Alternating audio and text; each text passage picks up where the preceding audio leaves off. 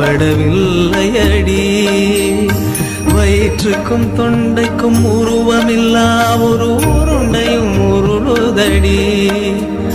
காத்திருந்தால் எதிர்பார்த்திருந்தால் ஒரு நிமிஷமும் வருஷமடி. கண்கள் எல்லாம் என்னை பார்ப்பது போல் ஒரு கலக்கமும் தோன்றுதடி. இது சொர்க்கமா நரகமா சொல்லடி உள்ளபடி. நான் வாழ்வதும் பிழை கொண்டு போவதும் உன் வார்த்தையில் உள்ளதடி. என்னவளே அடி என்னவளே எந்த இதயத்தை தொலைத்து விட்டே.